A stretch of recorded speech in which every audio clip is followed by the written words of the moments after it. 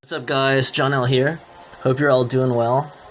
The big news for the past week is that D3 Go has made some changes to the S.H.I.E.L.D rankings. So this might be something that affects you a lot, this might be something that affects you very little, you might not know what S.H.I.E.L.D ranks are, who cares? Let's talk about S.H.I.E.L.D ranks a little bit to begin with.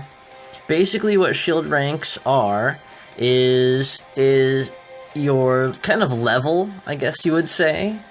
And what it does is it allows you to gain entry into kind of different ranks of events.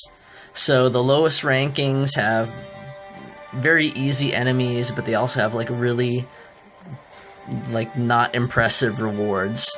The higher level S.H.I.E.L.D rankings have the best rewards and are open to the higher level players, but the only thing about that is you also have to go against really high level enemies.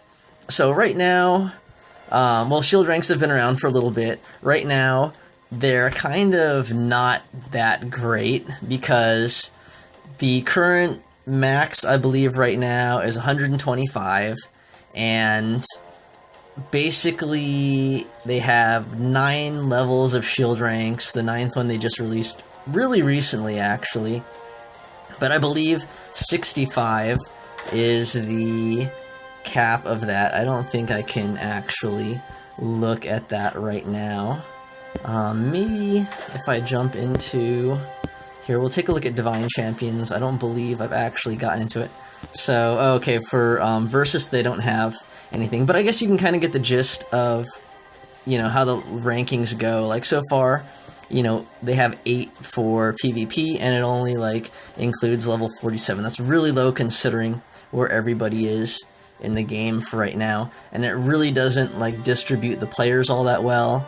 You're still gonna get a lot of, like, really strong, like, players beating up on some pretty weak players, and I think the whole idea of S.H.I.E.L.D ranks was just to disperse everybody out so that your super mega ancient player wasn't beating up on some noobs, but it's not there yet. Anyways, what you would do to increase your S.H.I.E.L.D rank was basically play the game. So by completing a node, playing it 6 times, getting all the rewards in PvE, and by donating team-ups, and by playing PvP missions, what else? First Deadpool's daily quest mission, I guess, got you some XP for the S.H.I.E.L.D rank. There was a lot of ways to do it just by playing through the game, playing daily, playing matches, all that kind of stuff like that, and I think a lot of players got a lot of XP that way. The other way would be to buy to open tokens. I think everything above a standard token would give you some points. Then recruiting characters, leveling characters, championing them, and then adding champ levels. So there were a lot of ways to get XP for S.H.I.E.L.D ranks, and what they've done in the past week is, first they've included the cap, so now it's at 200. And secondly, what they've done is they've eliminated pretty much all of the ways to gain experience by playing the game, so you're not getting it by clearing out nodes in PvE. You're not going to get it by playing PvP matches, and that's a big one, because you used to get 2 experience points for every PvP match, and I know some of you guys out there play PvP like, I don't know, like non-stop. So what they've done is they've boosted the amount of XP you're gaining from recruiting, training, championing, and adding champion levels, but those are the only ways that you can get XP now. So basically what they're trying to do is make it so that playing the game, you don't get any XP, it's only when you do roster stuff. So that impacts different players differently. So anybody who is a super ultra max high level player probably isn't turning over some of their roster like they would, and they're not recruiting and training and championing characters, because, you know, some of these guys have characters at 266 and 366 for 4 stars, and who knows for 5 stars. But basically, that cuts down the XP that they're getting right there. And if you aren't, again, if you're not a person who turns over your rosters and selling your 2 stars, starting them over and building them back up, and same thing with your 3 stars and all that, then you're going to be missing out on a lot of XP as well. So there's a lot of changes going on right here, and I was actually just going to put out a video talking about these changes, but what I wanted to do is I'm actually kind of in the mix with this too. So I noticed that there's been a change. I believe now for 1 stars you can recruit and train and get points. So farming 1 stars is now maybe like a thing. So I'm actually a player who turns over 2 stars and 3 stars. You may have seen me sell, you know, some of these characters in previous videos. Let's go into my covers. I have some covers that are available that I wanted to hold over for this video. So basically, I don't know what the amount of XP you got previously for leveling or adding levels to characters were, but it definitely did increase. So we'll give a level to Moonstone over here, and you see we got what was that, 10, 15? I don't know, I wasn't paying attention.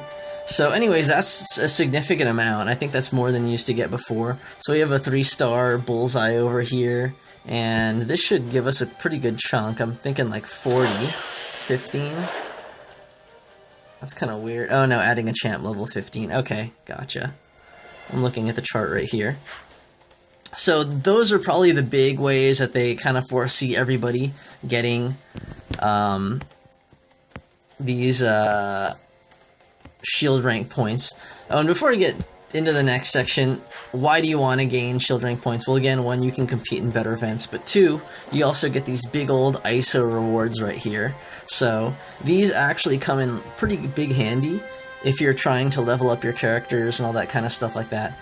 Getting the shield rank reward has kind of saved my day when I'm like, oh, I'm running out of ISO, I need to like give some levels to some guy. So you really do want to keep getting these shield ranks, and supposedly at level 200, you're going to get 150,000 ISO. So every 5 levels it increases by, I think, 5,000, so, you know, the potential is there to make a lot of needed ISO, and when you get to higher levels, you definitely need ISO. But anyways, so what can you do to turn over your roster into farm? So I was looking at 1 stars, and what I wanted to do was see if I could recruit a 1-star character and get some XP for them. So as you can see, I added a second Venom. He's still at level 1 right here. He has 2 covers in black and 4 covers in purple. I didn't get any XP. So you don't get any XP for recruiting duplicates, which kind of sucks.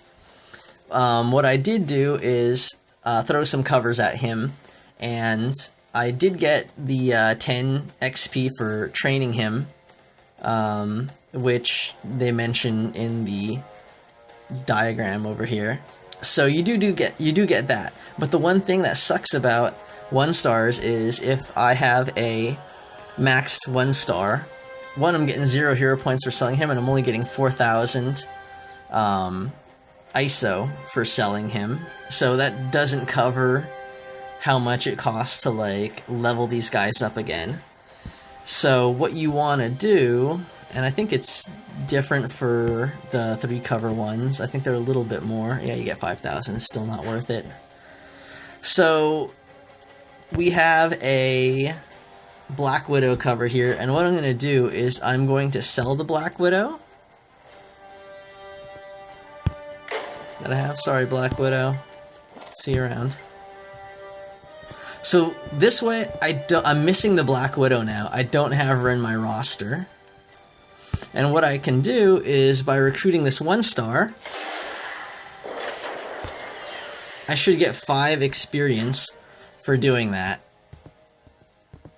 I wish I'd been paying attention to what my total was. I guess we could probably have seen before. Hopefully it was like 33,078. So anyways, the idea is what I would do now is go ahead and sell this 1-star Black Widow so I can recover the 100. That way I get the experience and I get the money as if I was just selling the cover. And when we get another Black Widow, we'll just do the same. So this is the way you would farm 1 stars for XP in... That's weird. Recruit heroes. Is that like a new button or something? Anyways. So this is what you would do for 1-star characters. Do the same for 2. You're just gonna get it if you sell your 2-star and then start a new one.